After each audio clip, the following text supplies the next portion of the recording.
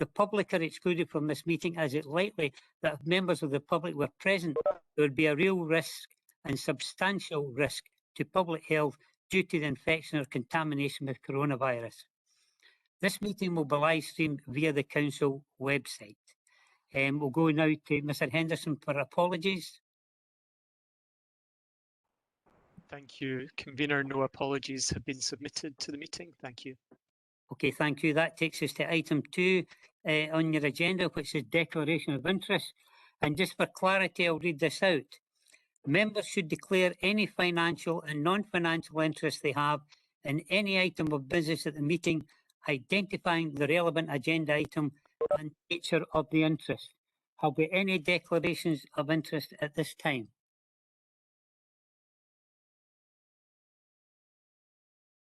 None? Okay, thank you.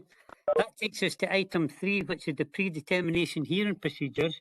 Before we go into that, just for clarity, I'm just going to, we've got checklists here in terms of people that's actually here on this meeting. I'll just go through, obviously, Councillor Alexander's put his apologies in.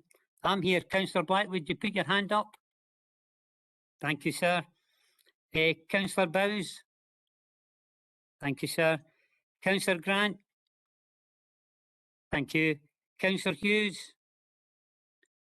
Councillor Kerr? Councillor McHugh?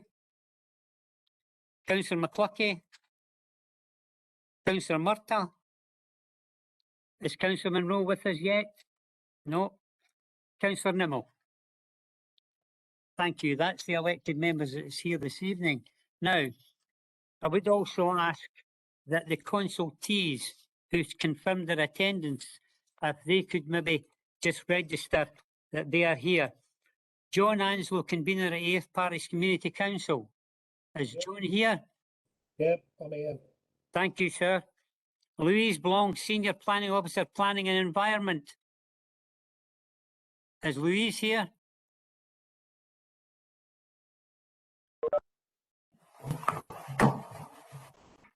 She's there. Okay, thank you.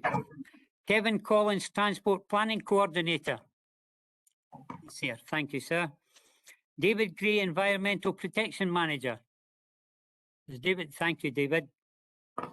Robert Smith, Secretary, 8th Parish Community Council. Is Robert here?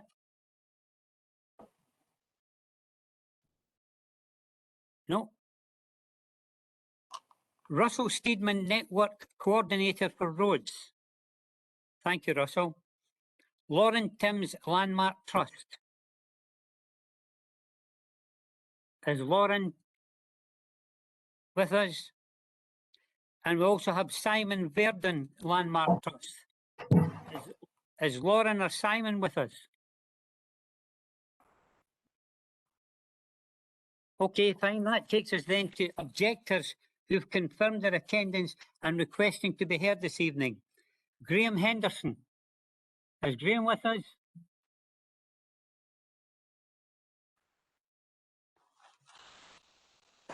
Is Graham Henderson with us? No. George Laurie. Yes. Yes, thank you, George. Shona Laurie. Yes, I'm here as well. Fine, thank you very much. Pauline Roger. Pauline Roger. Thank you, Pauline. Suzanne Williamson. Is Suzanne here?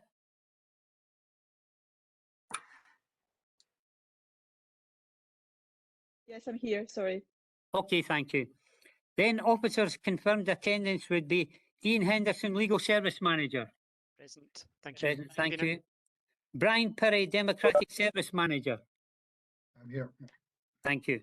Antonia Subaroy, Committee Services Officer. Yes, I'm here. Thank you. Brent Vivian, Senior Planning Officer. I think Brent's here as well. Brent, thank you, sir. And Bernard Whittle, Acting Development and Building Standards Manager. Yeah, Provost. Thank you very much for that. Also, it's important to find out the applicant or the agent who've confirmed their attendance. Mr. George Russell is the applicant. Is Mr. Russell with us? Is Mr. Russell the applicant with us, or is David Jones his agent here?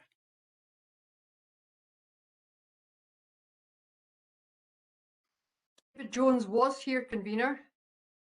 He was there. David Jones, or anyway, we'll carry on and hopefully they'll be able to join us when we get in to that area. Thank you very much for that. That takes us now to the predetermined hearing procedures.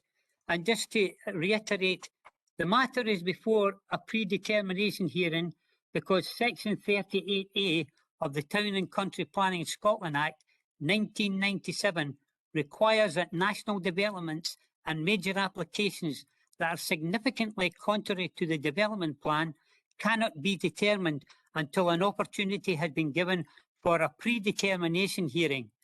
In this case, the application considered significantly contrary to the development plan. The purpose of this predetermined hearing is to allow the views of the applicants and those who have made representations to be heard before a planning decision is taken. This is being live streamed on YouTube and a recording of the meeting will be uploaded to YouTube within a few days. Brian, will you start putting up the slides now, sir? For the procedures. Okay, has that come up? It's come up fine, yep. Thank you. Carry on. That's been done, Brian.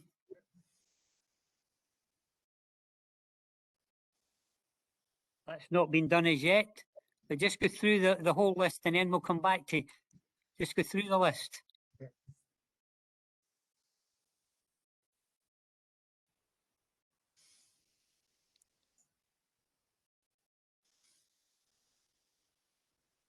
Right, Brian?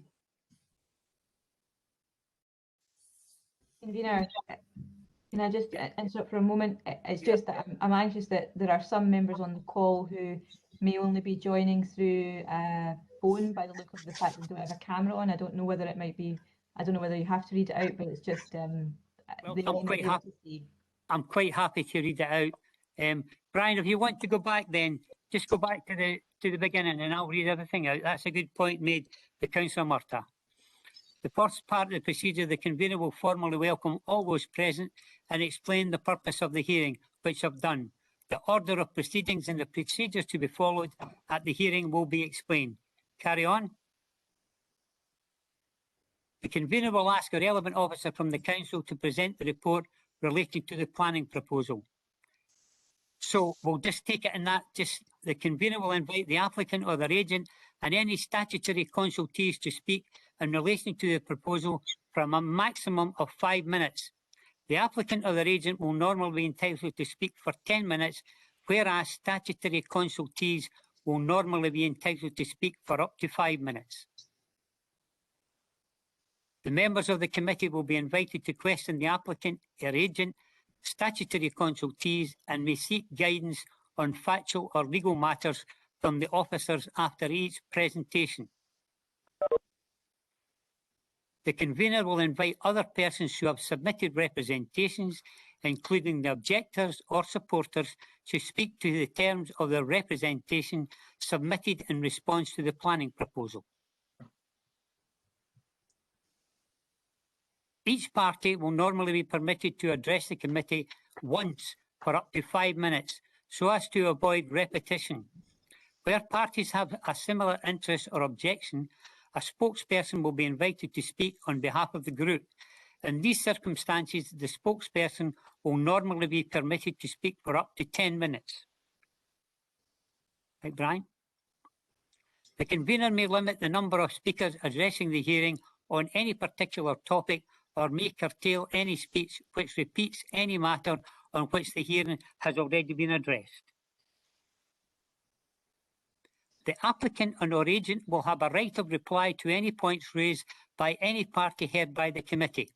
The members of the committee will be invited to question any party heard by the committee or may seek guidance on factual or legal matters from council officers after each presentation. Members of the committee may identify any other planning issues that they wish to see addressed in the report to the meeting of the committee that will consider the application. The convener will close the predetermination hearing.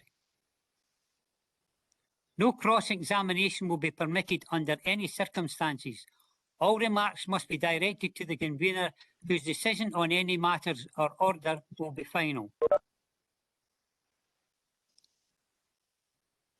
Okay. If anyone who has intimated their intention to be heard at the hearing fails to appear at the hearing continuously, the committee may proceed with the business without hearing that person.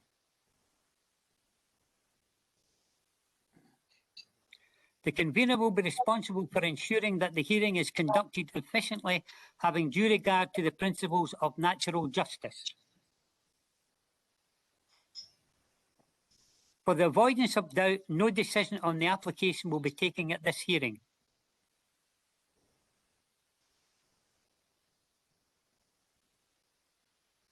Okay, well, what we'll do now is, although I've read it through, it's not everybody that could remember that, so we'll just go through it one by one. So the next part of the procedure is I will be asking the relevant officer from the council, who's Mr. Brent Vivian, to present the report relating to this planning proposal.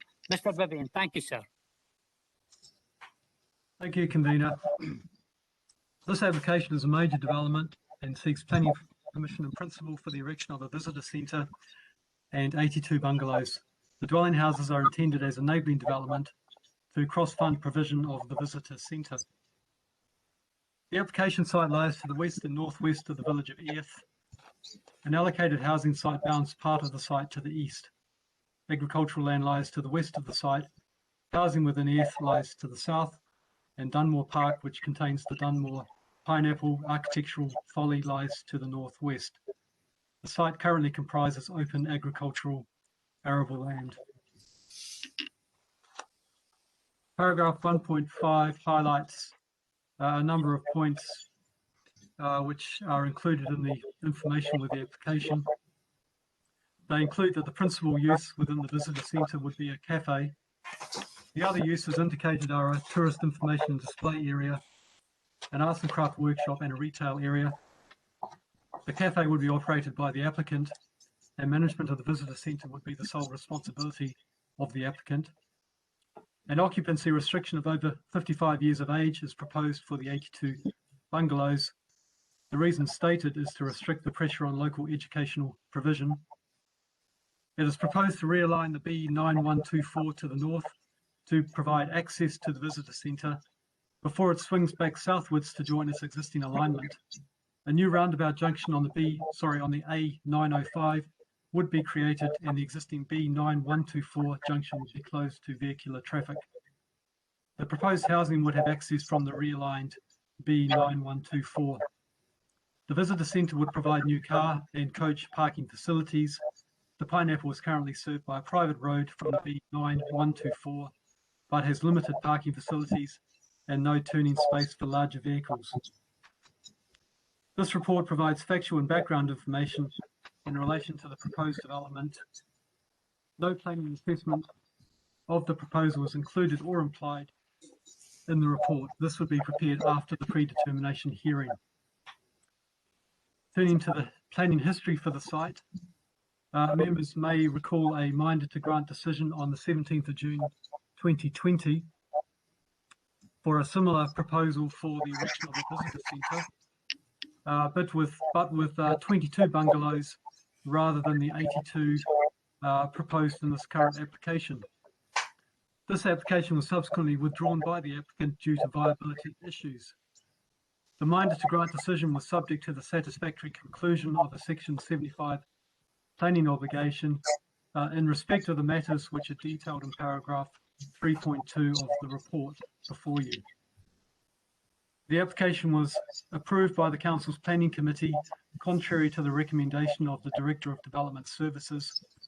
Our committee, having had regard to the Equality Act 2010 and the Public Sector Equality Duty, and being satisfied with the housing element and the reasoning provided by the applicant in relation to the proposed plus 55 age restriction, Consider that the material considerations outlined in paragraph 3.3 of your report were of such weight to indicate that the development plan should not be afforded priority.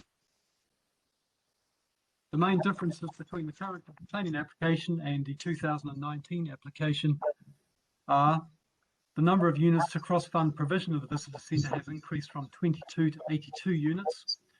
The indicative size of the proposed visitor centre has reduced from approximately 10,600 square feet to 6,000 square feet. The applicant has confirmed that the viability of the visitor centre relies on the cafe element as the principal use of the building. Additional information accompanies the current application. This includes a heritage statement, a housing needs statement, a valuation report, and financial projections. Section 4 of the report provides a summary of the consultation responses. I wouldn't propose to go through these, through each of these in detail. I would perhaps just highlight a few points. The Council's Engineering Design Unit and the Council's Transport Planning Unit have both raised accessibility concerns for pedestrians to and from the site. And also, while the applicant is proposing to design the primary street within the housing development to accommodate a future bus service, this in itself would not guarantee provision of a bus service, particularly given the remote location of the proposed housing.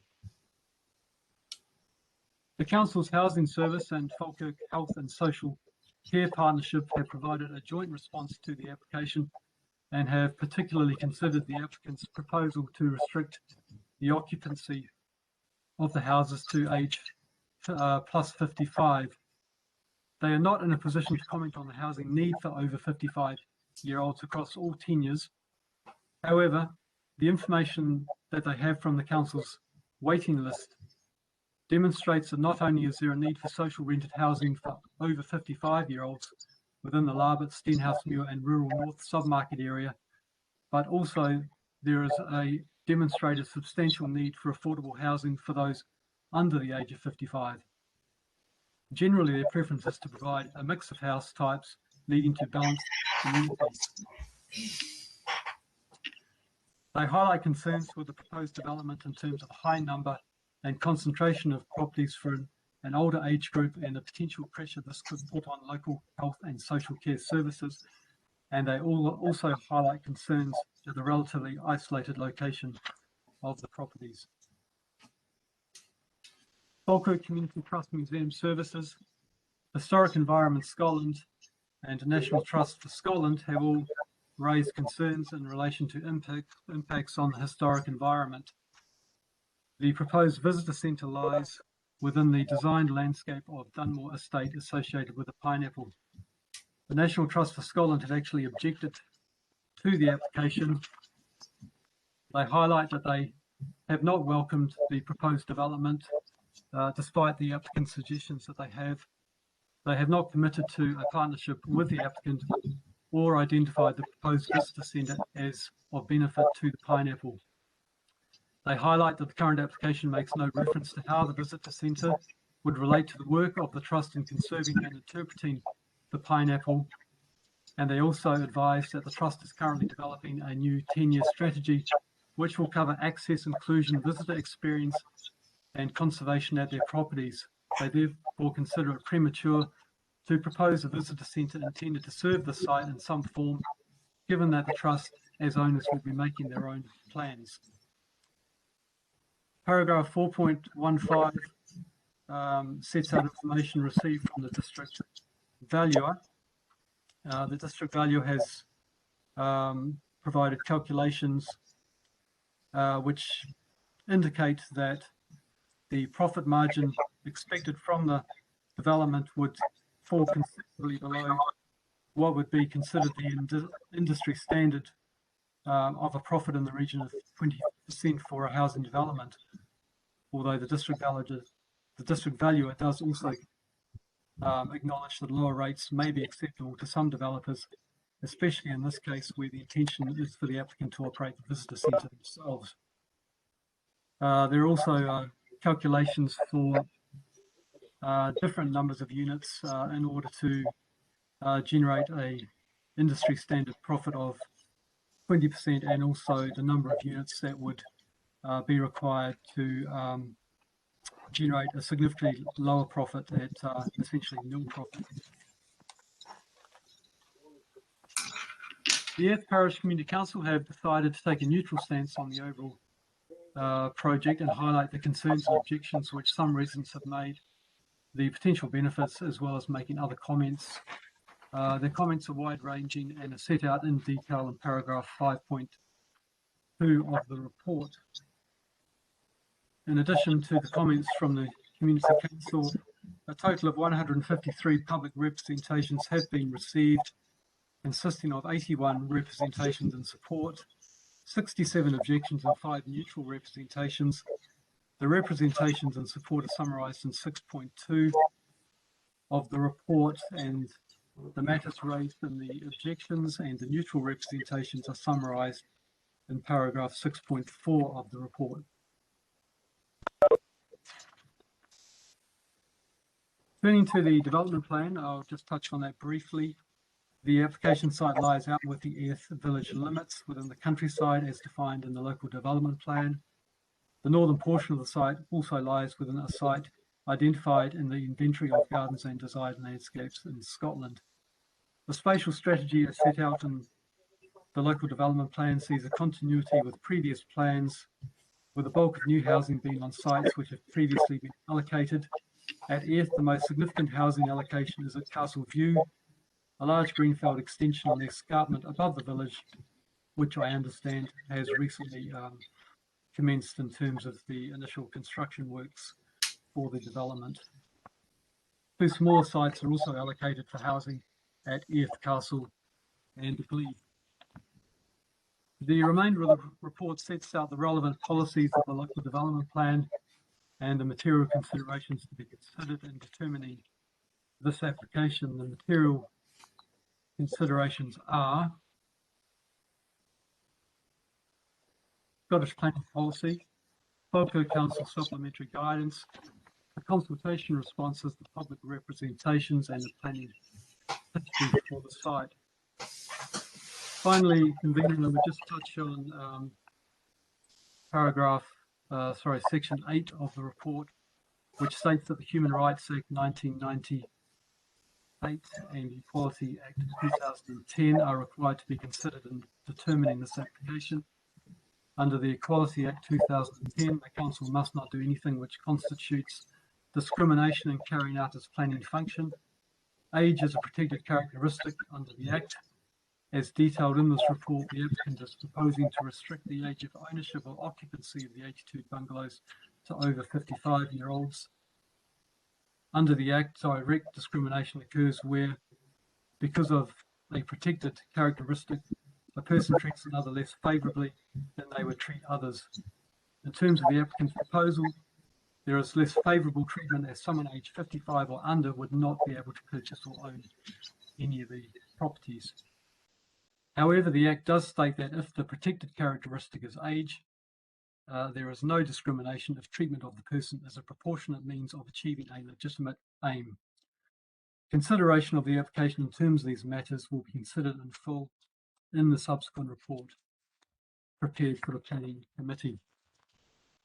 In summary, this report provides factual and background information in relation to the proposed development, and no assessment is included or implied in the report. A full assessment of the planning issues raised will be presented in a subsequent meeting of the Planning Committee following consideration of the matters discussed at this hearing. Thank you, Convener.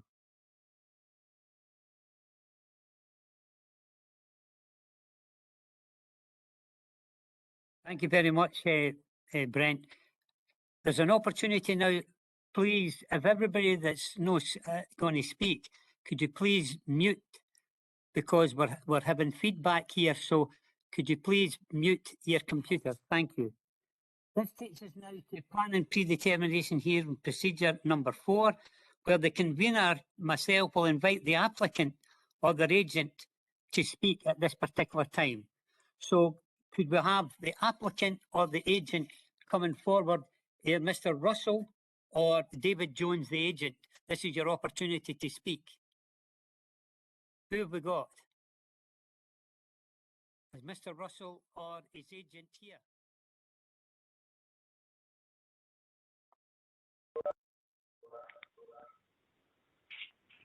There he is. Hello. Sam? Hello, is that you, Mr. Jones?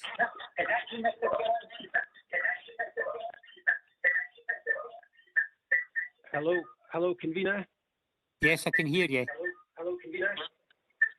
Yes, I can hear you. Right, convener. I am now on my telephone. Convener, I am now on my telephone. Convener, I am now on my telephone. I'm sorry, this isn't working either. There's an echo. Well, could everybody mute their sound? It's Mr. Jones that has to mute on his computer now. Convener, councillor, sorry, it's because he was also in the call, so I've expelled him from the call. Right. So that should be okay now if he speaks now. But if everybody else can put their microphones on mute as well, as Councillor Marta said, so like McHugh. Okay, I'll just introduce Mr. Jones. Yes, convener. Can you hear me now?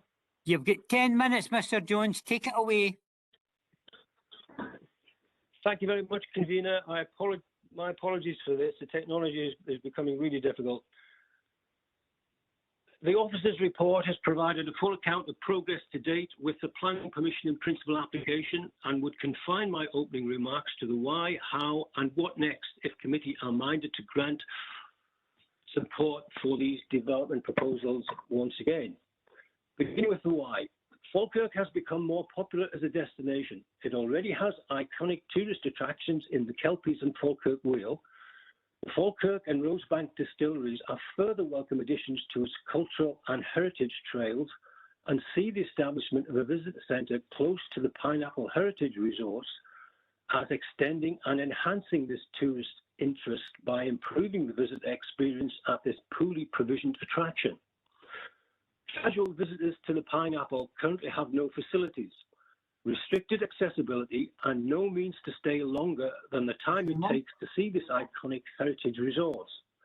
A visitor centre will allow longer stays, provide CAF, toilet facilities, interpretive, exhibition displays, safe access for all, and provide a focus for greater local economic activity in relation to jobs and support for local suppliers.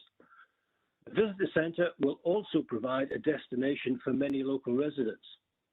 The visitor centre will also provide a boost to the local economy in respect of increased economic activity generally, by extending the range of visitor interest in the Falkirk area, and for the first time provide modern visitor facilities in line with Falkirk Wheel, Kelpies and Calendar House. In June 2019, Regional Director Neil Christensen of Visit Scotland stated that it is encouraging to see these plans and share the belief that an investment such as this has the potential to enhance the visitor experience for Falkirk, which is currently experiencing significant growth in visitor numbers and significant investment in the visitor experience through attractions, accommodations and experiences. The Dunmore Pineapple and the surrounding area has always been an area of interest for visitors, but to date has perhaps been underutilised due to the lack of visitor experience. Therefore, any enhancement to this experience and the associated infrastructure at this location would be a good thing for the area's offering. Moving to the how do we provide all of this? We're not aware of any other organisation, agency or private developer who is proposing to improve the visitor experience for the Pineapple, which most neutral observers would agree falls some way short of that offered at other places of visitor interest in the Falkirk area.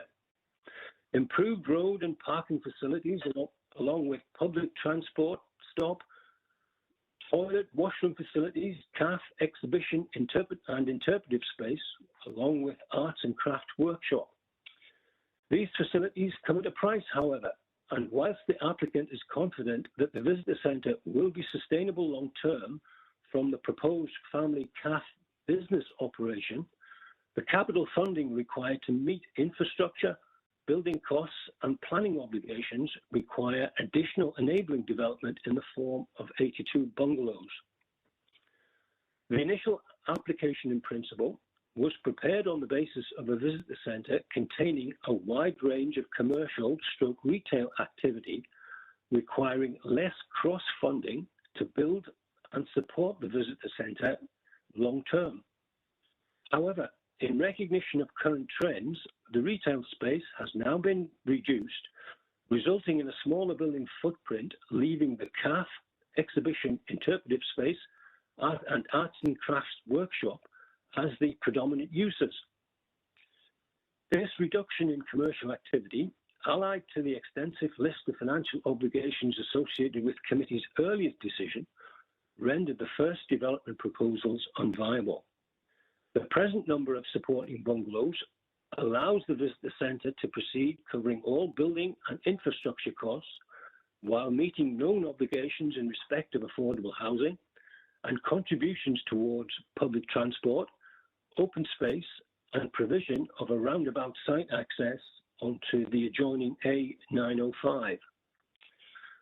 It is intended that the supporting bungalow development will be progressed in stages linked to the construction and completion of the visitor centre and associated infrastructure. We know from the officer's report that a need exists for this type of accommodation for the stated age group, and the development will contribute to meeting an identified shortfall in the council's effective housing land supply. Moving to what next? If committee are again minded to support this application in principle, the developer is committed to bringing forward detailed proposals at the earliest opportunity. We will work with partners to bring forward design and building proposals that meet as many of the stated concerns as possible for a phase 1 building programme centred on the construction and completion of the visitor centre to an agreed bungalow completion/sales timetable. Convener, that's the overall picture. I don't want to go further at this stage, but happy to move forward at your discretion, and we'll take questions whenever it suits you and fellow members. Well, thank you very much, sir. Just hold on. Don't cut yourself off, because there will be opportunities for questions to come. The next part will be at the statutory consultees. Is there any of the statutory consultees that we have here this evening would like to speak in regards to this proposal? Yes, convener, this is John Anslow. I'm the convener of the Earth Parish Community Council. Okay, sir, carry on. Okay, as Brent said earlier, this is the second application. I'd just like to talk to that for a second. The first application was generally supported within the Community Council, solved the issue of the visitor centre. We had a public meeting and there was great support for it in Earth, and we subsequently supported that. COVID, however, interfered, and with the second application, we were completely unable to do a public meeting. We felt it was too dangerous to do so. So we have taken a neutral stance over the second application and have reiterated the email and conversations we have had and put those into our document, which was entered. I was looking for the date there. 28th of March. So we have nothing further to add to our letter, and we'll leave it to the committee. I've got the secretary with me, Mr. Smith. I don't know if Bob has anything to add to my comments. No. Could you maybe speak up a wee bit and tell us who's beside you, and if they want to speak, you tell us what your position is?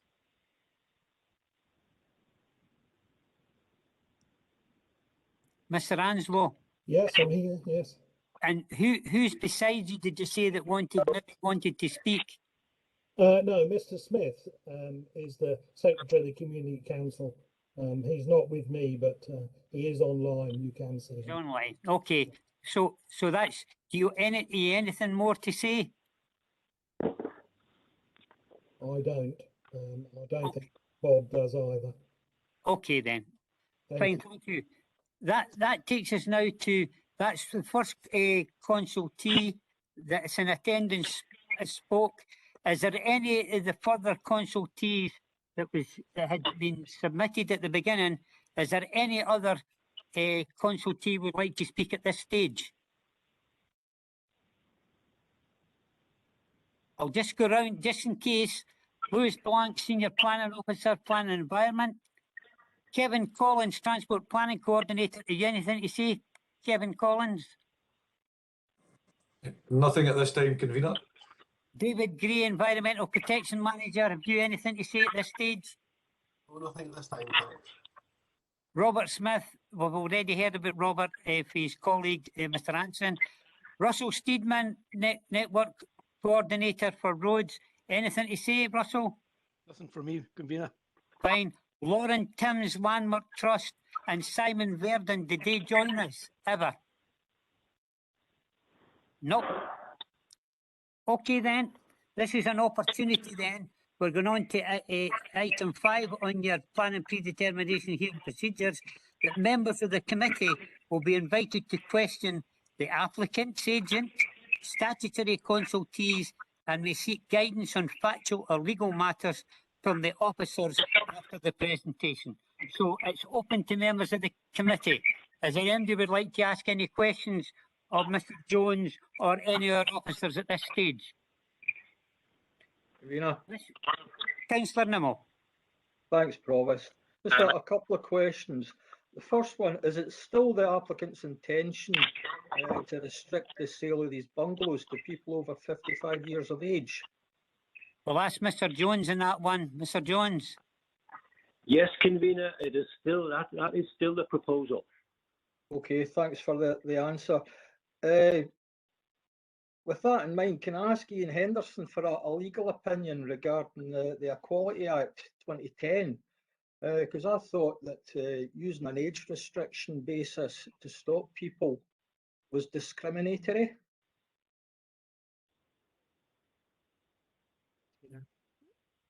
Thank you, Councillor Nimmo.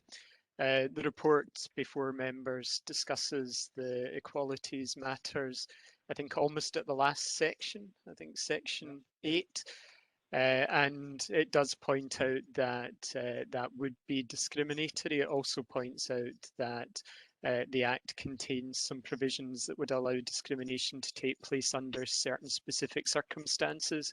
And that's a legitimate aim with a proportionate means of achieving it. Now, I don't think the predetermination meeting is the point to go into any of the detail or merit around that, but that's something that will be fully discussed in the officer's report that's put before members ultimately. Okay, Hopefully that helps to explain the position. Thank you, Councillor Thanks Nimmo. for the answer to that point. Can I ask as well, the 82 bungalows, what's the anticipated value once built, and the cost of the visitor centre and associated works? What's the cost attributed to that? I know it's just an anticipated cost. There won't be full details regarding cost, but there must be figures in mind. Convener, if I can just add, at the moment we've submitted our financial reports to the council. I don't have them in front of me at the moment because I'm not sitting at my desk due to the technology problems that we've got. But from what I recall from those reports, the upward investment overall is £20 million. The bungalow range is something up to 250,000, round about that figure. The infrastructure costs and the project for the construction of the visitor centre itself is a significant proportion of all of that. You can imagine that the infrastructure involved construction of the roundabout, parking areas, includes a substantial amount of that money. Right, so could you possibly put a figure to the cost of the visitor centre and associated works with that? I would like to, but I must apologise. I'm not physically looking at my reports at the moment. I've had to look. I'm not on my computer because of the technology difficulties that we're having. I can't give you those specific figures, but it is a significant investment, and perhaps, convener, we can supply some general information for this particular question. If it is appropriate, we can provide that information at a later stage. Okay, that's fine. So the anticipated value of the contract in total is roughly about 20 million. Correct. And each of the 82 bungalows will be valued at something in the region of 250,000. Yeah, it's round about that. Some of them will be a little bit smaller because there's a mix of 2 and 3 bedrooms, bungalows within that. Right, okay. Thanks for that information. Thank you. Okay.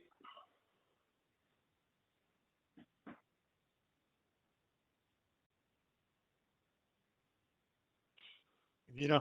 You're on mute, Convener. Provost. Sorry, Councillor Murtagh next, then Councillor Blackwood, and then Councillor Hughes. Thanks, Provost. I think that I'll probably confine most of my remarks to asks to officers, perhaps at the end of the report, what we'd like to see in the report. But there were a number of things brought up by the applicant's agent there. So just ask officers to confirm that it was mentioned that this will help to plug a gap in the shortage in the effective housing land supply. But I'm not sure whether that still applies. So can officers answer whether there is a gap in effective housing land supply? We'll have an officer come in. Will it be Brent or Bernard on that one? Yeah, it's Brent speaking. There is a reference in the report. I'm just trying to find it. Just bear with me for a second. Paragraph 7B.6 of the report. The council's most recent housing land audit indicates that the council has a 4.5-year effective housing land supply. This amounts to a shortfall in the 5-year effective supply of 310 units. That's using the council's housing land requirement to calculate the effective housing land supply. Okay. The other thing was about a point of legal clarity, because it was mentioned, I think the agent used the term once again in terms of reference to the application. So it was just, although I expect this will be outlined in the report, for officers to confirm that this is an entirely new application that is different in nature, and that because the previous application has been withdrawn, that there is no existing planning permission relating to this type of application, so that we're clear and that there's no precedent set therefore, and there's no current actual planning permission on that site, just so that there's a legal clarity over that. Thank you, Provost, and thank you, Councillor Murtagh. My understanding, yes, is that the previous application was withdrawn, no permission was granted, and in planning terms, you would consider each application that comes before the committee on its own merits. Okay, Thank you, Provost. As I say, I'll have other questions about to put for things perhaps to go in the report, but I've got no further questions at this time. Thank you, Provost. Thank you for your input, Councillor Murtagh. We'll now go to Councillor Blackwood. Thanks, Provost. Just a quick question. This over 55 sales of properties are over 55. I would just actually just qualify for that age. So if I had to purchase one of these houses, what happens then when I go to sell it on? Am I restricted? Would I be restricted to over 55? And how do they police that? And how do they? It's to the agent. Hello, convener. Yes, yes, you would be required to, councillor, and it would be a burden on the title of the property. Could I ask a legal question? That then is that a legal binding that I'd be restricted who I could sell a property to? Yes, it is, convener. I was asking for legal side. Mr. Henderson, probably. Thank you, Councillor Blackwood. Again, that's something that will be drawn out in the report that will come before members in due course. It's not uncommon to have burdens in titles. That's obviously between the developer and owners, and the owners surrounding the individual properties rather than the position of the council. So that would all need to be drawn out in the final report. Thank you. Thanks, Ian. Thanks, Convener. Okay, thank you. We have Councillor Hughes. Thank you, Convener. Could I ask Mr. Jones, the developer or the developer's agent? When I was listening to Mr. Jones, he made reference to cross-funding. Have you taken into consideration in relation to COVID? At the moment, it looks as if the construction industry, in terms of the supply chain, there has been increasing costs related to supply. Would this have a detrimental effect in relation to the cross-funding? Does this mean, for example, that the visitor centre wouldn't be started until you have built a certain number of bungalows? And how many would you anticipate that you would need to build before you could actually put money into the visitor centre? Convener, thank you. It's always been the intention that we would start with the visitor centre first of all. We would need to work out if we move from this stage to detailed planning permission, we would have to work out the exact costs and the exact number of bungalows to be sold and occupied in order to fund the progressive stage development of the visitor centre. We'd have to work that out with your officers once we see the final makeup of the actual planning permission in detail and any subsequent conditions attached to that in relation to size, design, and detailed specification for access roads, etc. But as a matter of principle, the developer is committed to building the visitor centre as a first phase operation. Convener, can I ask just one more question of Mr. Jones? You can indeed, sir. Thank you. Mr. Jones, I was thinking about the visitor centre. Have you had collaborative discussions with the National Trust? Because obviously, for your visitor centre to thrive, would I be correct in thinking that you would have to have some kind of collaborative approach where the National Trust would encourage people to go from the Pineapple to your visitor centre and vice versa? But at the moment, obviously, maybe I'm wrong here, but I'm looking at this application and I'm thinking that there doesn't seem to be an amicable discussion going on between yourself and the National Trust. Mr. Jones. Yes, thank you, Convener. We started this original project somewhere around about 4 years ago. And before we put pen to paper, we made our approaches to the trust because we felt this was a good scheme and we needed to have this collaborative arrangement between us and the custodians of the Pineapple.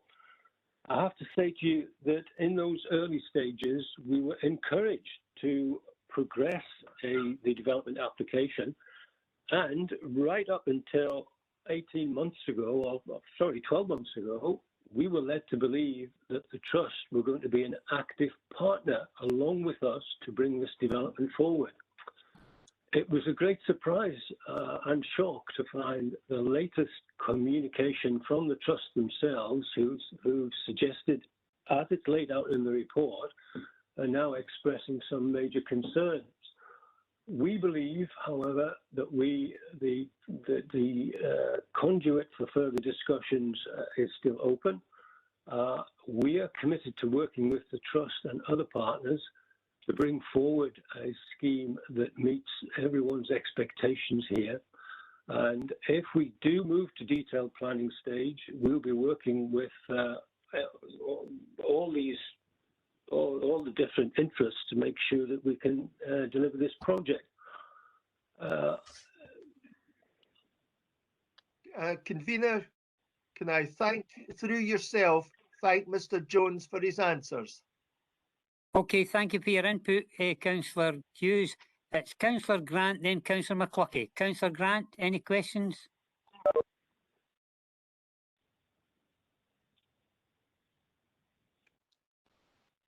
Councillor Grant? We'll move on to Councillor McCluckie then. Convener, the question I was going to ask was, I was going to ask Mr. Henderson, because the applicants raised the bit about over 55s, did we not recently, well, some time ago, pass for a retirement village with chalets where children couldn't go there Monday to Friday and could go there and visit the weekend? And how did that get passed if there was an issue relating to age? And obviously, Councillor Hughes being the portfolio holder for housing, until recently we had over 55s at the high flats, you know, advertised for a number of years with the housing policy. I also wondered how we managed to build old folks' homes, you know, because I take it predominantly it's elderly people that's in them. But that's my first one. And the second question I've got, Convener, is obviously to do with the trust. Now, members of my community go and visit the rural and the old folks go out for the day and visit a number of trust facilities, but they only go to ones where they can get lunch. They don't take sandwiches with them. They go for the day and expect, you know, to go to a visitor centre or somewhere to get something to eat. And as I say, so what is the difference for what's planned here? So maybe the applicant can say why he thinks that the trust seems to be objecting to this proposal, but at the same time they're thinking of doing the same thing possibly themselves. So I understand it. Okay, thank you. We'll try and get your questions answered. Maybe go to Mr. Jones first in relation to the issue with the trust. Mr. Jones, you've heard what Councillor McCluckie was saying. I do, Convener, and until we hear directly from the horse's mouth, we don't know precisely what the issue is with the trust. We've tried to speak to the new people that are in place. Whether it's COVID, whether home working or not, it's been so difficult to have conversations with them. But we believe there is still an arrangement that we can put together which will be mutually beneficial. I read the commentary in the planning report on the basis of the trust's response, and they make reference to their own proposals. But as far as I can see, this is meant to be a 10-year strategy of which the trust is working on for all of their properties. They haven't really put any thoughts on paper in relation to the pineapple.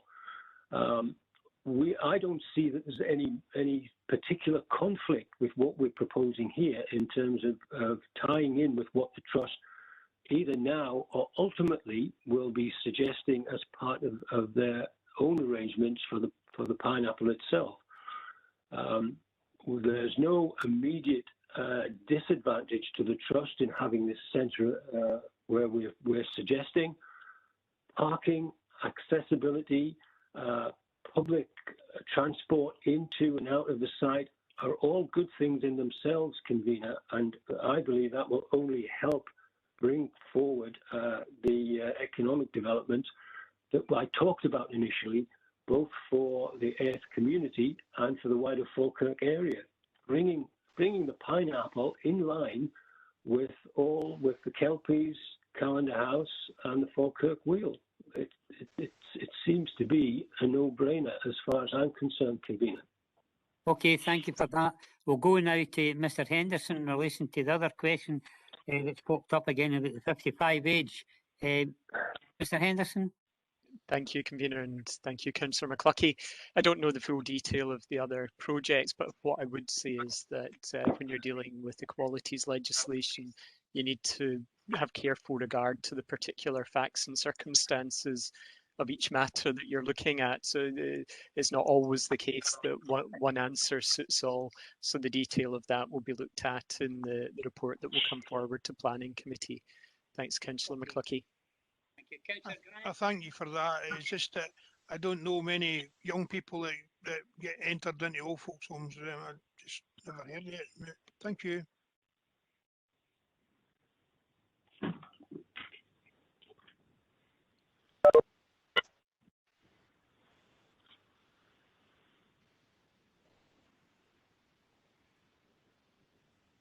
You're on mute, convener. David, we can't hear you. Right. Thank you, Promise. Can you hear me now? Yes, indeed. I'm on my phone, you see. I would just like to ask Mr. Jones about the position on affordable housing. I take it the affordable housing is going to be open to over 55s as well, which then, if they're very expensive houses, how would they become affordable? Because there'd be a shorter lifespan for the people who, in their working life, to maybe afford the mortgages. I would just like to ask the thing on affordable houses, what is their position on that? Thanks, Promise. Okay, Mr. Jones, you heard the question. I think so, convener. The council's affordable housing policy is detailed and it lays out specific requirements in relation to making these formal contributions.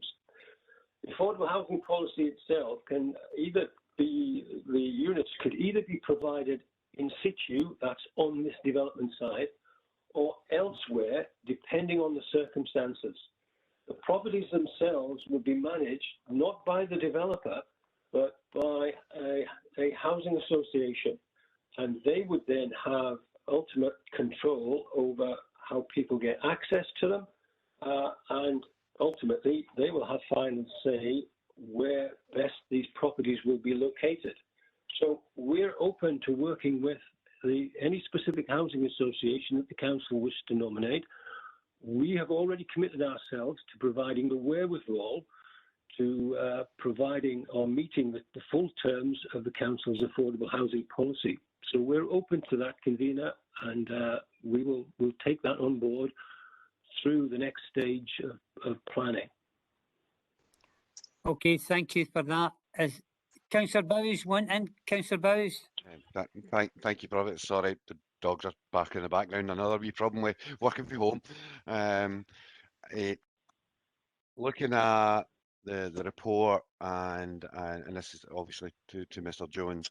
At the moment, everything seems to be based on financial projections rather than actual business plans. Before this comes to committee, will you be able to produce business plans to see what the effect of the centre will be and what the actual potential for the business to run will be? Mr. Jones, good question. Hi, convener. Yes, we've provided a high level of financial detail, which by implication is confidential. We've already supplied that to your officers who've looked at it and responded in terms of the planning report. We're good to assist if we need to provide further assistance, but as it stands at the moment, we're confident that the information that we've provided to date is satisfactory. And if you look through the planning report, you will see the responses from the district value, for example, who was a contributory assessor on the financial paperwork that we've launched previously. So that's the extent that we've covered the project for the time being. Thank you, Mr. Jones. I did notice that in 4.14, the council's growth and investment unit are advising that it's financial projections they've had and not a business plan at the moment. But I was just asking if that would go further and would be an actual business plan by the time we get to the meeting. Okay, thank you for your question, Councillor Bowes. If there's no other questions from members of the committee, it's an opportunity now in terms of the hearing procedures, going to item 6, the convener will invite other persons who have submitted representations, including objectors and supporters, to speak in terms of their representations submitted in response to the planning proposal. Each party will normally be permitted to address the committee for once up to 5 minutes. And this is a wee bit of advice to you, Mr. Jones. Yes, convener. Anything that's coming forward that you want to take a note of coming forward from the speakers, then it could very well be that members, when members of the committee come back to you again, then there might be a number of questions that's been contained within the submissions by the objectors or supporters that they'll be able to ask you. So be aware and take notes. So we're going to go to the confirmed attendance for objectors, because we haven't got any notes of anybody that want to speak in support of this proposal. So first of all, we're going to go in order. Graham Henderson, are you available? Mr. Henderson here? Hi there, convener. Yes, I'm here. Yes, Mr. Henderson, that's perfect. You've got 5 minutes. You've got 5 minutes to put forward, because what you've got to remember is this is a listening brief for committee members. We're going to gain all the information we can for everybody before a formal decision is taken. So this is your opportunity now. So carry on, sir. Thank you. Brilliant. Thank you, convener, for lending me this opportunity. It's great. I would just like to start by saying there's now significant opposition from the residents to the south of this proposed development area against it. And I'll go into some of the details of this, but before I do that, I'd like to start at a high level and just talk about, my history and, the earth and who enjoys this. So I've been in Earth now for 16 years and stayed in 2 properties here. And this area where this development covers has been hugely important to us. And I've noticed it being hugely important to others in the area as well. So the walkways to the local pineapple, the walkways round High Street, round the back of the local church, back in towards Castle View, down that area, and time spent at the pineapple has all been fantastic for us. Family amusement, enjoyment of green space, the benefits to mental health as a result of being out and seeing this, being part of that. And I don't want to understate just that the enjoyment that area gives.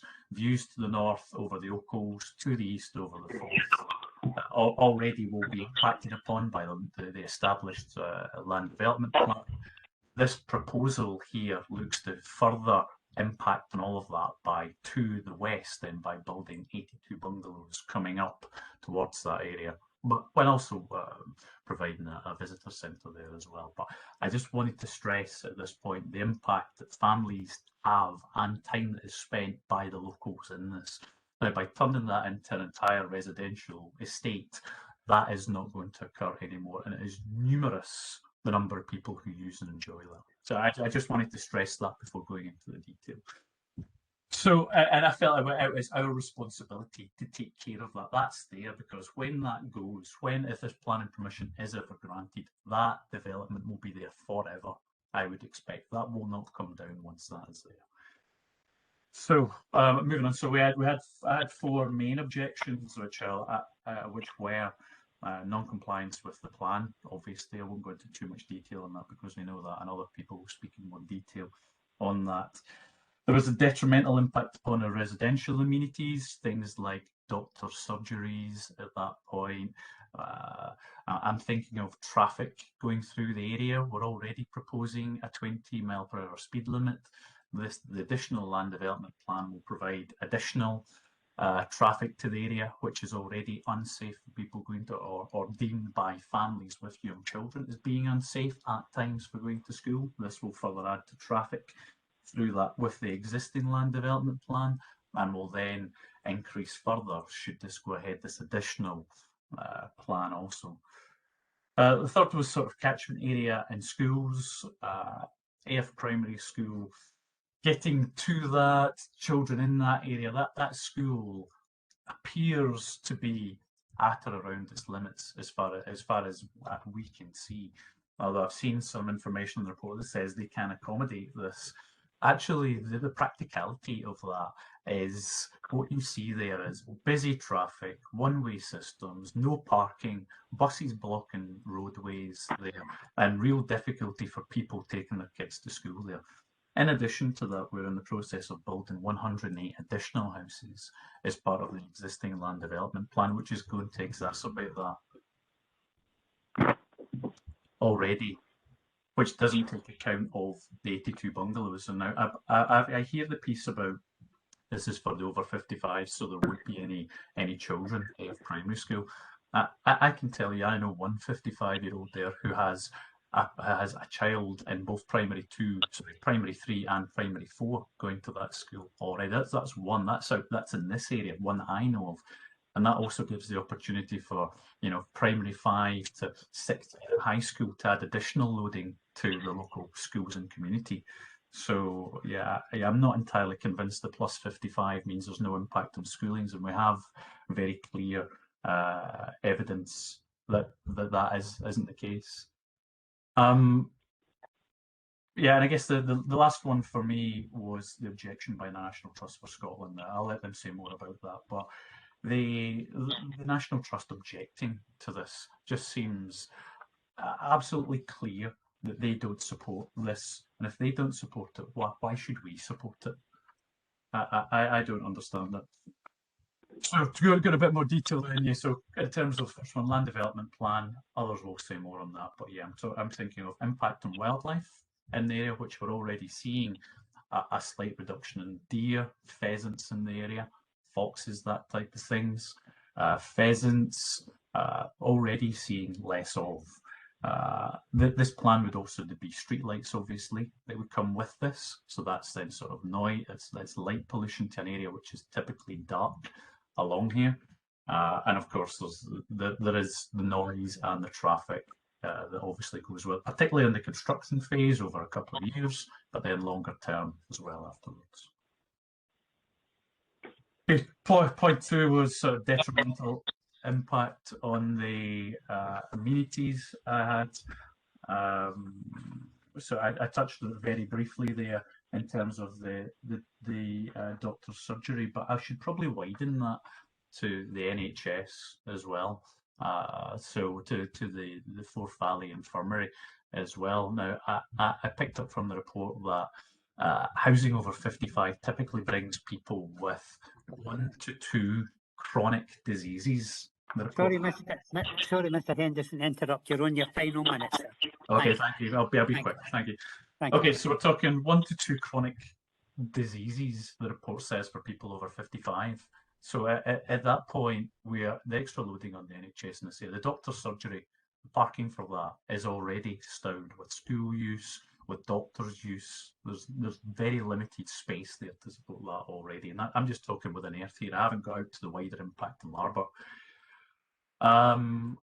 Schooling, quickly, Larbert was recently voted as the most congested high school in the whole of Scotland. Now, with this, we are going to then expand this further by asking for a contribution to expand that further at a point where the primary school and the high school is already bursting at the seams. That doesn't seem make sense to me. Yeah, probably the last thing to say in the time I've got available then is it's worth noting the objections and the people for this. I know a large number of the objections are from far away from our community. I'm hearing Hamilton, I'm hearing Dollar saying things like a visitor centre will be nice, or ticking a box to say we support this with no supporting information. By comparison, the objections at greater than 60 in number are providing detailed reasons why. So I think we have to consider that as part of that. A couple of last things if I can quickly. We're saying the development's rural with no committed bus route, further isolating an older audience and lead to an increased dependence on cars, which in this world, considering the environment we are nowadays, COP26 was purely 6 months ago at this point, and we're thinking of improving the environment, not putting more housing in which isn't planned already to then sort of cover that. If there's not a bus route going there already, then there's a further dependence on cars for elderly or for people in general to go there. And the last one, the cafe will be run by the developer, so potentially could be closed at any time. Okay.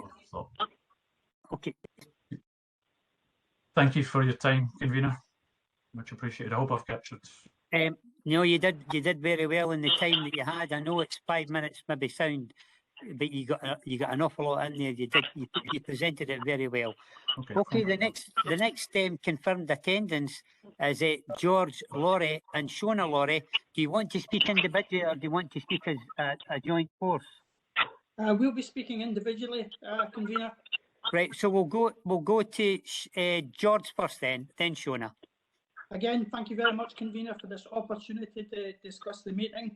I have a slightly different slant in it. I don't want simply to repeat what my wife is going to say, so I've looked at the bigger picture. That's about it. Now, we've recently been through a planning cycle, which has resulted in the LDP2, and actually the development of this project sort of runs in parallel with that. So it hasn't been included in the LDP2. So, can't say it. But the whole purpose of this is because it's significantly contrary to the Falkirk Development Plan. And what I'm asking myself is, what actually demands that we go through this significant change process to try and overrule the existing planning rules that we have? You know, what great need is there? And I'll be honest, I'm struggling to come to it. Just picking up very briefly on what Laura sort of alluded to earlier. I look and, you know, there is a demand for housing, but there's a demand to save the ice cap. There's a demand to put extra trees up there. What I can't see is a specific demand why we require 82 houses to be built in earth, other than to support the building of a visitor centre that is so contrary to the National Trust that they've actually in writing said, please stop referring it to the Pineapple Visitor Centre.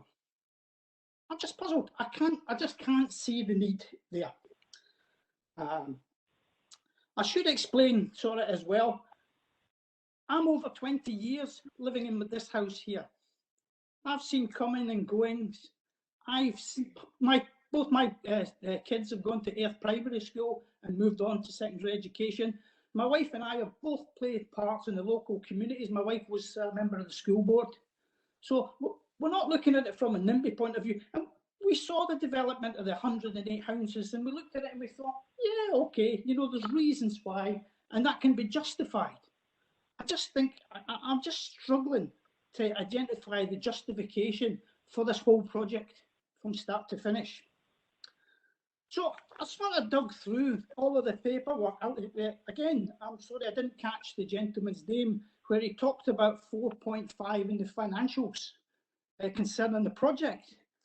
And the two things which have been mentioned, but pardon me if I mention them again. One, the houses are there purely to support the building of the inverted commas visitor centre. And two, the cafe or the visitor centre will be run by the developer, or not the developer, the agent, or whatever the appropriate term for that is. It also mentions about the profitability and how many units are required for this development as a whole, or the enabling works for the visitor to reach a profit, and a figure of 40 comes out. So, you know, perhaps it's beginning to narrow down this sort of real reason why this has been built, and it's simply and purely twofold. One, it's for financial gain of the developer. It's not by any great, you know, need to support and improve the facilities. It's based on financial gain for the developer, which allows them then, the second point, to build residential property and commercial retail units, which he will run on countryside land. Yeah. So that's all I'm prepared to. Well, that's all I would like to add with regard to the overall. So I've now got the justification. It's purely financially driven. It's nothing to do with the goodness of the community. The second thing that I would like to speak on, and I've sort of generically called this respect to local voice. I looked at the previous application and I looked at the involvement of the parish district council. I looked at the community minutes and I see the process that they've gone through. And I'll be honest, I've gone through the process. I don't see that the community council has done anything particularly wrong. They've gone through a procedure, and in that particular development, which was restricted to 22 residential properties, if you look at the objections and the promoters, and those that supported the programme, locally, from people, the local voice, it was 91 for. 91 for. So there may be all these issues, drainage, technical issues, yeah, but from the local community point of view, there was 9-1, and they and they went forward. They did put some comments on the decision. One was that the discussion with the National Trust should be mutual. Well, we've already picked up on that. There's no discussion just now, and the relationship is such that basically the National Trust for Scotland are completely distancing themselves from this project. The last thing, point number 5, they mentioned about the effect on housing, yeah, and the fact that the housing may bring in additional children that go to Ayr Primary School. Now, we've heard a lot of talk just now about the plus 55 age group, but from my own personal experience, this is already happening. The 2 properties adjacent to mine, which both had 2 adults only in, now have families with young kids that are going to the school. Yeah. So, 2 minutes, Mr. Laurie. Sorry, sir. 2 minutes. Sorry? Thank you. 2 minutes. 2 minutes. All right. Okay. Yeah. So, Thank you. So that was the past proposal. Quite happy. We've been through that. So I now look at what the Community Council has put out on this proposal. So I notice that they're neutral. Yeah, that they've taken a neutral stance simply because, as they say, they've not had an opportunity to gauge the local voice. What I would say is there's a couple of little things in here that you could, are sort of like leading questions. For example, if you go to 5.3, it talks about Douglas Avenue and Castle Drive. The objections are not limited to us. It's not very difficult to go through the list of representations which are attached to the minute documentations and to filter out those that have arisen from people that are outside of the parish boundary. Yeah, and I've done that exercise. And if you go down the list as provided in the things, there are actually 66 people who have commented in this proposal who are from within the parish boundaries. However, this ratio is now 5-1 against. There are 55 against and 11 for. So my question to the council, to the parish council is please listen to the local voice. Thank you very much, convener. Well, thank you very much, sir, for your contribution. We'll now go to Shona Laurie. Shona, you have 5 minutes. Thank you. Lovely. Thank you very much. Look, first and foremost, thank you for giving us the opportunity to present our objections in person to you. Look, as a resident of Ayr for over 20 years, as my husband has said, and as an immediate neighbour of the site of the proposed development, actually we're within 20 metres of that development. I think I personally am of the view that this development will not only have an impact on my property and those of my neighbours, but also I think the surrounding area, the village of Ayr, and equally the environment. Look, my specific objections remain twofold, and I think without going into all the details of it that are contained within my submission that I've submitted back through the planning application process, I would really summarise them as twofold. And I think that firstly, the proposal is not compliant with the Falkirk Council and Local Development Plan that was only adopted on the 7th of October 2020. And I suppose my challenge and my question back is how can we be changing a plan that was published back in early 2020 so soon? What has changed that has resulted in that? The proposal involves the loss of quality agricultural land, and that has not, as been stated within the LDP, specifically allocated for development in the plan. And I think given the Council's own projections, I also believe again that as defined within that LDP, there is no overriding local or national need for a further 82 homes to be added into this plan, and not only in the immediate future, but also through to 2040, which is clearly detailed within your own plan itself. And I think as well, whilst the addition of the visitor centre is to be commended, I think it'd be a fantastic addition, assuming that the National Trust do want to be supportive of that. I think the proposal to build 82 homes extending 2 kilometres from that site is totally unjustifiable. And I think the inclusion of the visitor centre should not be the driver for the Council to be signing off and agreeing the breach of that LDP. And it should really be about actually about the need to have additional housing, and not the need to put in a visitor centre should be the key driver that we're asking and looking at. And then secondly, for me, I think there's a detrimental impact on our residential amenities. I think Graham did a brilliant job of representing, I think, as a community, our key concerns in real detail. And I think for me in particular, the house types are out of character to the surrounding area. And in particular, the proposal does not, again, as stated within the LDP, respond positively and sympathetically to the surroundings of close proximity of those proposed properties. I think also there'll be a real loss of privacy, noise pollution, light pollution, all of which is particularly relevant given our rights for a quiet and private enjoyment of our gardens within those properties that border onto that the development. I think drainage concerns continue to be a call-out, and whilst within the report, I know that the survey was done, it states that there were no concerns about drainage. Actually, we struggle with significant surface water in this area, and the garden is already in a situation where we're having to put in our own drainage solutions to help resolve it. The proposed site is at a higher level, and therefore we again run the increased risk of having, again, additional drainage problems within the area. And then alongside of that has already been detailed schooling implications, healthcare implications, transport infrastructures, all having a major impact, a real concern for it. So look, I end by reiterating my objection to this planning submission. However, I would state that should the application be approved in any way, I would ask that any granting of planning permission is subjected to guarantees, and that the time is taken to meet for those of us that are most affected to agree those guarantees in detail would be great. So thank you for your time, and I'll hand back to you. Thank you very much. Very well presented your objection there. Now do we have Pauline Roger available? Is Pauline Roger here? Pauline Roger, no. Suzanne Williamson?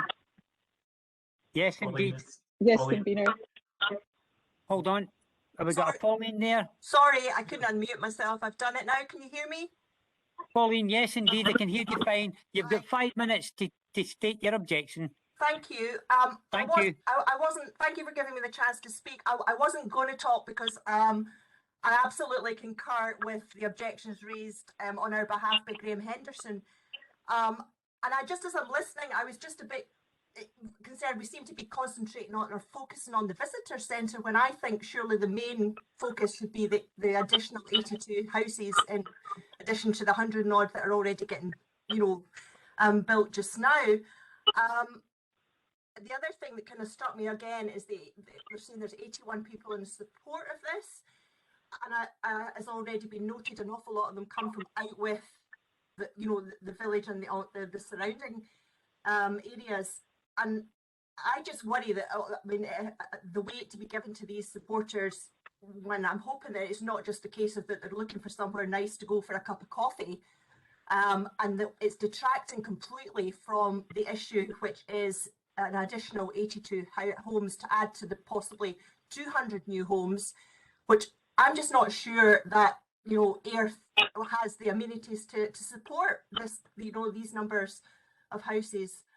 The only other thing I'd say, just off the cuff, but effectively we've put the 55 limit on the bungalows to get around the problem that there's obviously Airth Primary, where my child went to Airth Primary, but he the school is full, Larbert High School is full.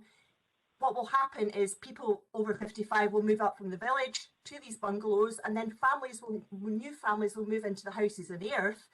So I think it's a kind of red herring to say that we're going to protect the school by only selling to people over 55.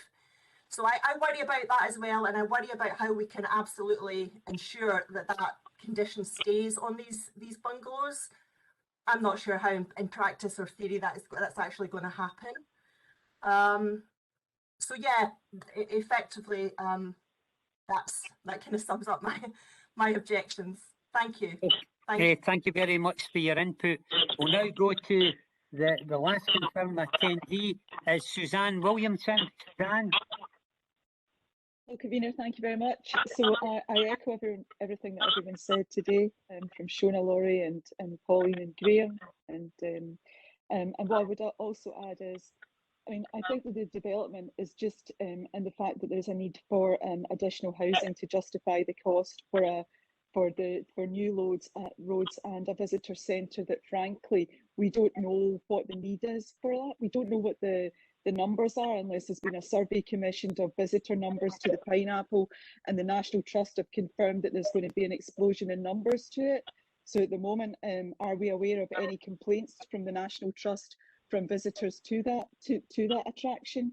I think to build it on the back of the fact that there's been a relationship breakdown between the developer and the trust, so taking it as a gesture of good faith that all will be resolved at some point in the future, to base that as a kind of a supportive argument, I think would be really, really misleading to us all, because there's no guarantees that that relationship will be rectified and that they will ever get the support of the National Trust.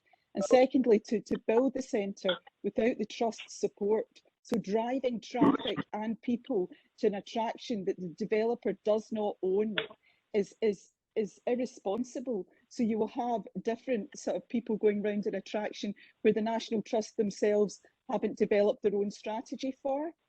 I cannot see them ever supporting that. Why would they? They would end up with visitors who have a poor experience, and that would affect other National Trust properties throughout Scotland. I just don't believe that the village of Airth needs the housing that's being proposed. The 55-year-old age bracket is a complete red herring. People at 55 and over that have no children generally wish to be centred around towns and cities that have more amenities. To place them in Airth with no guaranteed bus routes will increase the dependence on the roads and drive pollution up further. If Falkirk needs more houses and the surrounding area, the likelihood is it is within a more of a kind of city boundary rather than the rural location of Airth. This is not necessary and not required. Thank you. Thank you very much for your input. Now, according to the list that we have about confirmed attendance objectors, we had Graham Henderson, George Laurie, Shona Laurie, Pauline Roger and Suzanne Williamson. Has anybody been missed out before we move this procedure on? And can I say this at this stage? I think everybody would agree that you've all represented yourselves and your communities very well.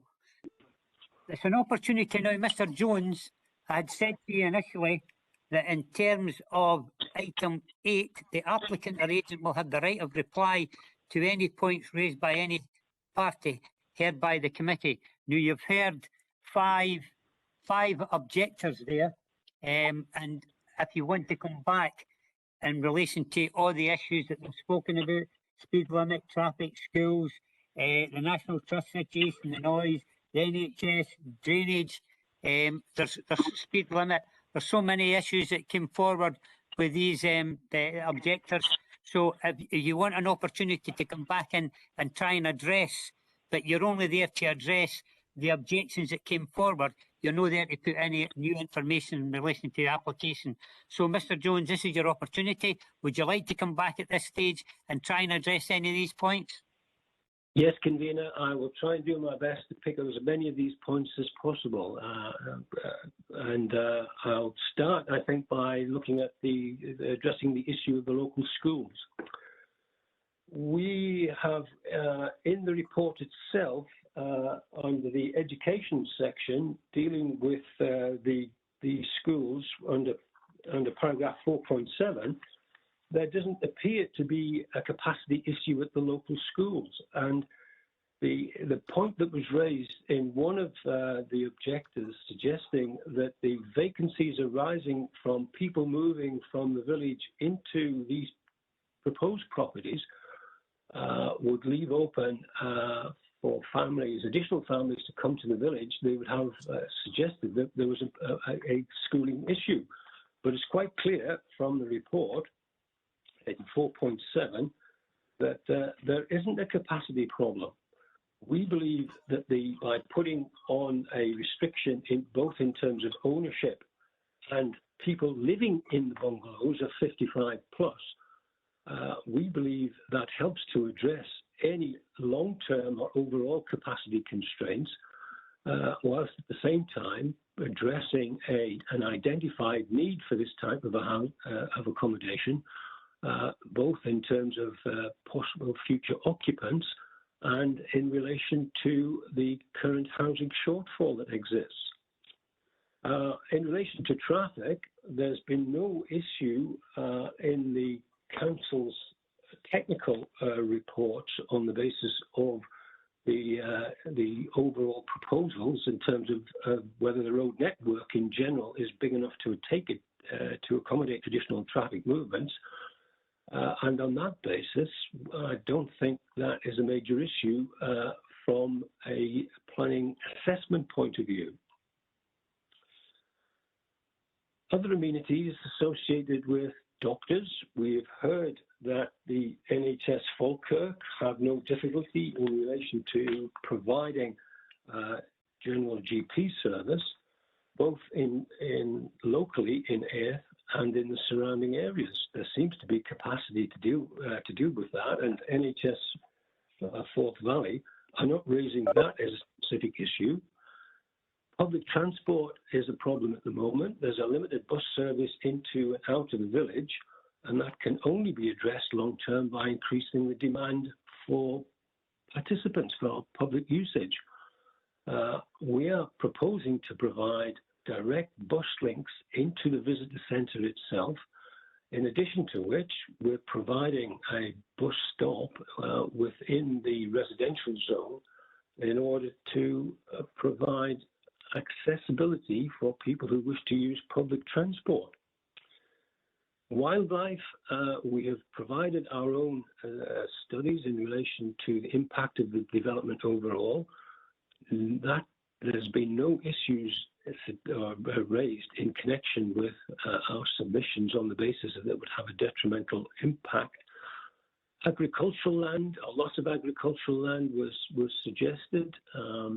The overall 8th Mains Farm has a total hectarage of something like 178 hectares.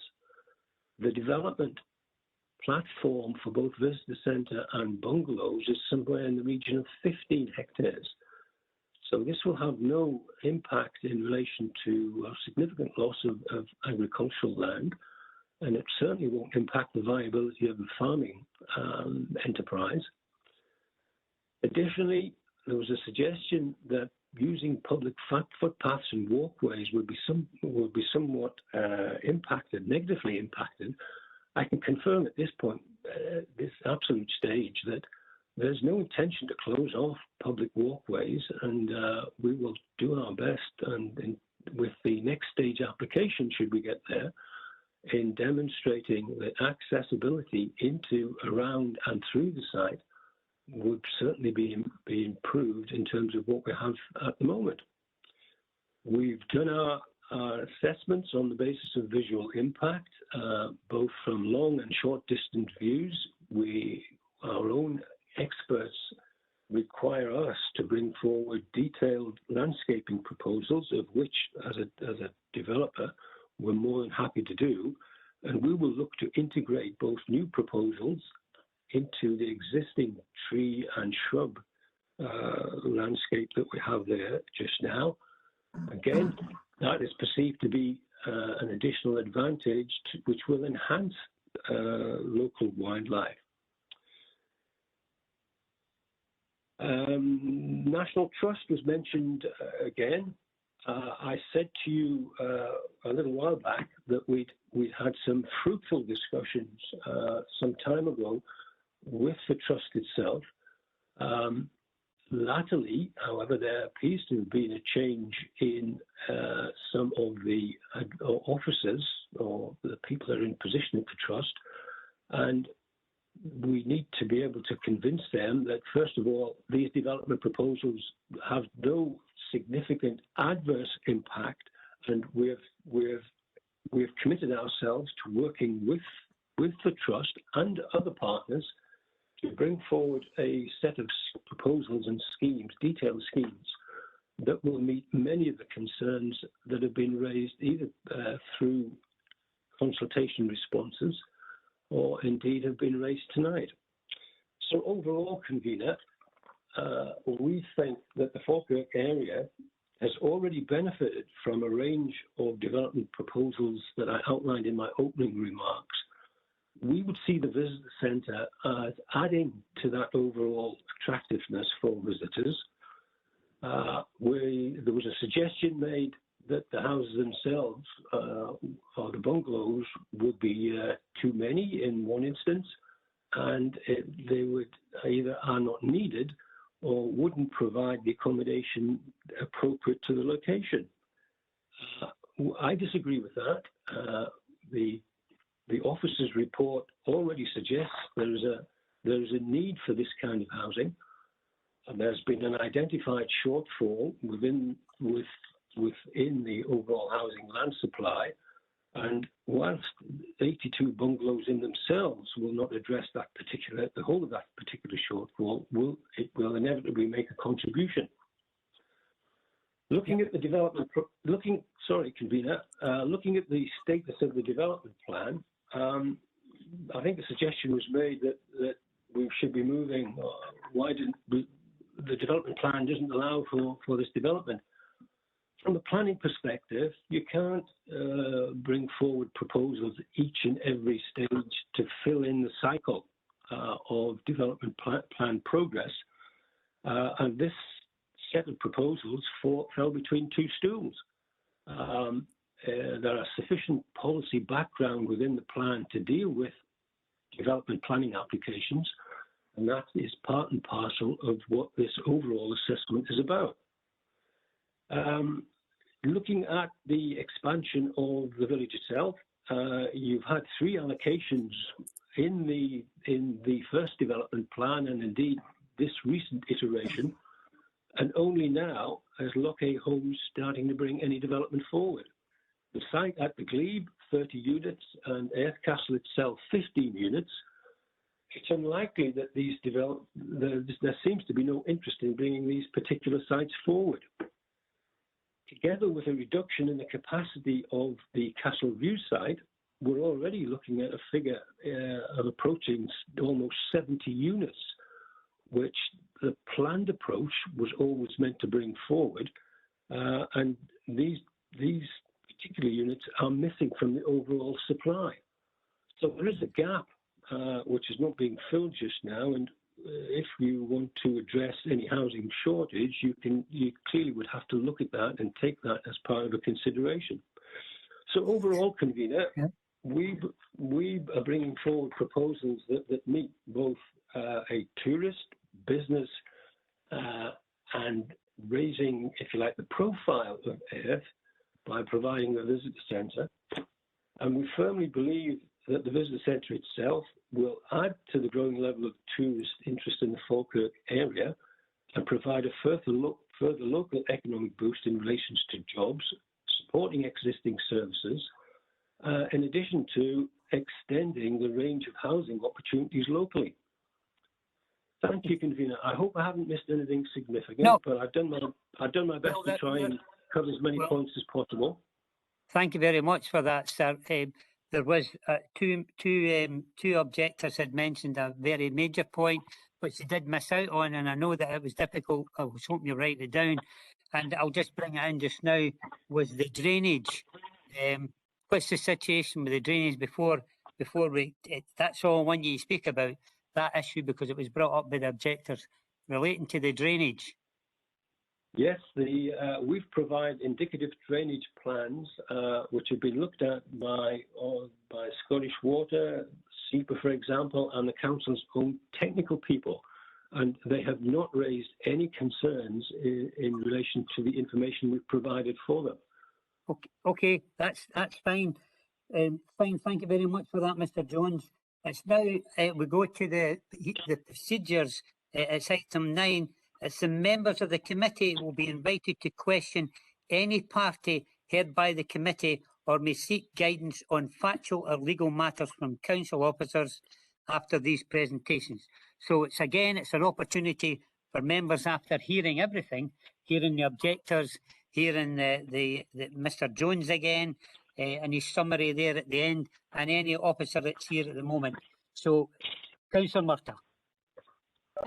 Thanks, convener. And I know section 9 and 10, there's some overlap in that in terms of factual. So I'm kind of in your hands, because I will perhaps ask officers to clarify it when it comes to the report. But there was a factual matter there that brought up by Mr. Jones. So I wonder if officers could clarify about this falling between two local development plans and the proposal. Is that the case, or was there not was this not put forward in part of the local development plan 2 process, and you know, there was a response provided? I think there may have actually, I'm not sure whether officers could clarify whether it had actually gone as well to the reporter who provided comment, because I think I saw that in the report. So just to clarify that this site, this proposal to include housing in a visitor centre, regardless of the number of units, was considered as part of the local development plan 2 process. Good point. Would Brent come in on this, or Bernard? Well, we do have Louise here from the local plans. She's here. So I'm wondering whether she's in a better position to respond to that. Louise, is Louise there? We've tried to get her. Hello, can you hear me okay? We can hear you now. You heard the question for Councillor Murtagh. Maybe you could fill her in with this. Yes, this particular site was considered through the examination into LDP2. It was dismissed by the reporter at the time. I'm trying to think, you know, the reasons. I think it was, you know, the impact on the listed buildings, on, you know, the landscape. There are a number of reasons why it was dismissed and didn't go forward into the plan. Okay. With your leave process, what I'll do is, rather than this information's not there. Convener, can I just raise a point? Hold on a second, Mr. Jones. We're still speaking to Councillor Murtagh here. Councillor Murtagh. So I thank Louise for that answer, and that sort of confirms that a proposal for a visitor centre and housing was considered in the LDP2 process, and comments were given by the reporter. But what I wanted to say is, rather than, obviously there is not the full information there, so I propose that if you come back to me in section 10 when there's information to ask officers to bring back from the report, that would be something that I'd ask officers to bring back information on in the report. That's perfect, thank you. Okay, we're still on item 9, members of the committee. Anybody else want to come forward and ask any questions at this stage? Councillor Hughes, get your hand up. May I ask Mr. Convener, through yourself, may I ask Mr. Jones in relation to the bungalows, just an overall topical question? Well, at the moment, everyone talks about climate change. How would the bungalows demonstrate a commitment to obviously reduction in carbon footprint and basically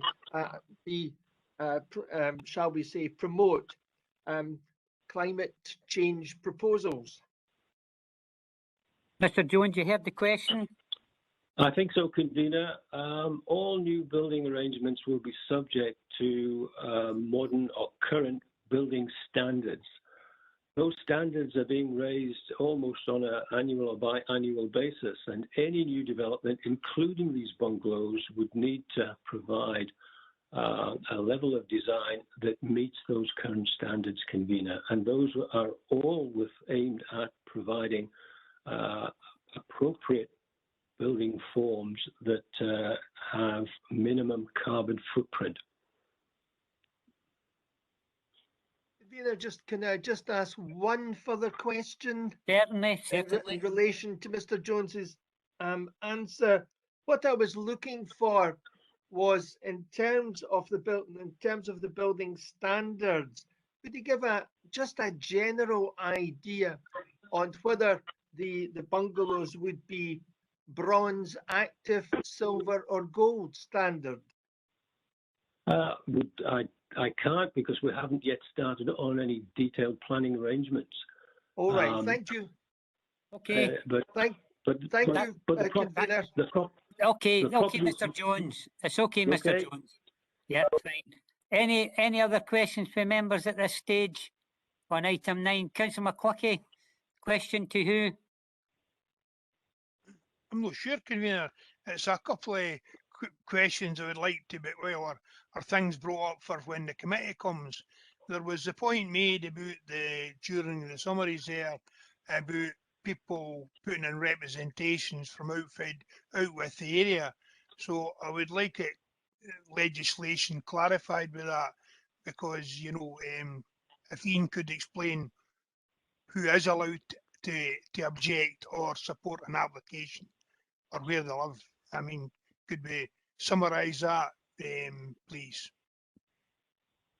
Well, if somebody would like to answer that, obviously this has come up in the past where we've had petitions being submitted to the council on various things, not just planning applications, where a number of the people have signed it, maybe live in Ottawa or somewhere like that. So who would like to answer that? Convener, happy to come in. There's nothing in the legislation that prevents people from out with the area commenting and providing representations and planning applications. Fine, thank you. As it's been explained, Convener. The other one is that the question in the report from Education. I wonder if I could go back before the next meeting and seek clarification for the numbers.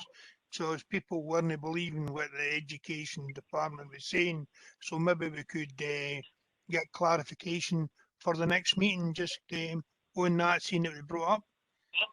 The other one was the National Trust in their summary has brought up about the Great Crest and Utes, and the National Trust obviously deal with houses, and wonder if we could get a report from a person that's an expert in wildlife and utes to go and see if there would be an impact by people coming.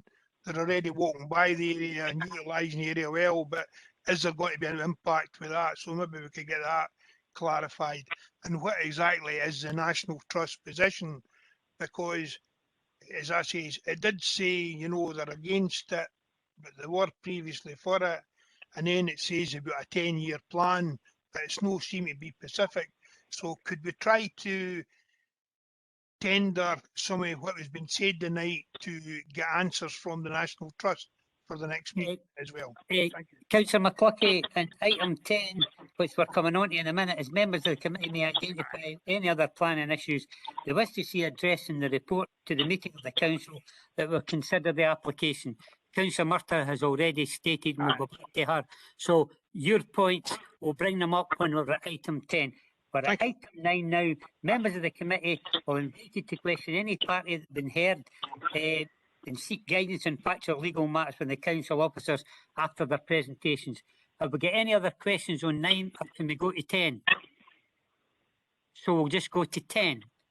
That means that members of the committee may identify any other planning issues that they wish to see addressed in the report to the meeting of council that will consider the application. And we'll go straight to Councillor Murtagh. Thanks, Provost, for allowing me to come in, and I'm aware that on applications such as this I do tend to ask lots of questions of officers, so my main contribution here is under section 10 of the procedures, just to ask officers to prepare that specific information in the planning report for obviously our consideration and ease of time, so it's not unduly continued. So firstly, and as Councillor McCulloch was saying, on education capacity, so the assessment regarding the capacity both at Ayres Primary and at Larbert High, which is important, I'd be grateful if we could have a detailed breakdown of that available at committee, but most particularly concerning the basis of the calculation and whether the current planning applications, so those of Lochie Homes, just for clarity, which are now under construction, directly adjacent to the site, have been taken into account in that assessment. I don't wish to avoid that because it is an ask, but I think it would be important to include relevant data as to the physical ability of Ayres Primary to expand if it were to exceed capacity. As from memory, obviously my own knowledge, there's no available route for extension of that school. So I think that, and modular classrooms, so I think that needs to be included within the report, so that whole is, context is clear for members. Similarly, on the health board capacity at the local clinic, I'd be grateful if officers could go back to NHS Forth Valley and check that they have also calculated the additional demand from the housing which is currently under construction. It is a significant amount, so it is important that that's part of that. I know that I've recently had cases where in Ayres where people have said they couldn't get registered there, so I think it's important that we do have absolute clarity on that. As has been brought up a number of times, clearly the legal aspects around the equalities legislation are going to be key.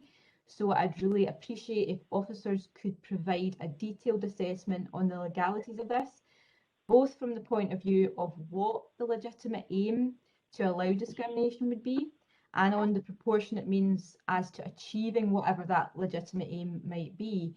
And I'd like to highlight that this should not just be from the point of view of preventing the under 55 demographic from purchasing and occupying one of these houses, but also the restriction on their human rights, as it were, of the occupants to have children living with them, whether that's their own natural children, adoption, fostering, kinship care, etc. And indeed other people living with them in that property under that age group, because it has been suggested that occupancy would also be limited. But I think what I would also like to highlight, because looking at protected characteristics, things like so maternity and pregnancy are also protected characteristics, not only age. So I think it's important to assess from the younger age group point of view and the older age group point of view. And for example, those who are in that older age group, though they are seen to be in benefit in that discrimination, the impact should they wish to have, for example, a younger person come to care for them, and that being a restriction. So if that could be fully considered and presented to members in the report, that would be an important ask. Again, the need for this particular type of housing has come up and seems to be a significant factor in the potential case for a legitimate aim for discrimination. So I'd expect to see some analysis from officers in a report so that we could understand the assessed need based on fact rather than just the sort of demographic statements and anecdotal statements. And obviously, without prejudging what the aims might be, it would be really important, as others have brought up, to understand as in a fulsome way as possible how that legal restriction on both ownership and occupancy could be monitored and enforced. For example, how a situation might be dealt with if these properties did become occupied by those with children who then applied to the Education Authority for a place at a local school. What are the powers of enforcement? Who has responsibility? What would happen in that case? What would the rights of the individuals be? So if officers could make sure that that's contained within the report. As Councillor Bowe said, it's been highlighted this is an enabling development, so I think it's been picked up in the report that there's not a full business case, so if officers could go back and ask the applicant for that. And I think, there are obviously a lot of policies which have been outlined in this report, which officers will naturally assess against. But I think the particular presentation of evidence related to the historic design landscape, housing in the countryside and environmental impacts will probably be of more importance than we are used to in emphasis in normal reports. So I think that having an appropriate depth of visual information, as we've started to have at Planning Committee, would be my ask that the full extent of both sites, the visitor centre and the housing, is presented visually to members in the report to committee, in order to get a full picture to make a judgment. And as I said just in the previous remarks, it has been mentioned, and I think it was Louise that came back, that the reporter had given comment on this particular proposal, maybe not in its full current iteration, but it would be useful to see what the comments of the reporter were in the report judged against the LDP2, since that's the criteria we'll be looking against. And finally, without comment on anything that we've heard, I think it's really clear the environmental impact assessment is going to be key. And while ownership doesn't usually come into planning, I think from a land management point of view, given the discussion about National Trust, we need to have information as members about how a visitor centre encouraging access to a neighbouring development or enabling area out with its boundaries will affect the quality of the environment, the land management, the core paths, biodiversity, as well as that historic designed landscape.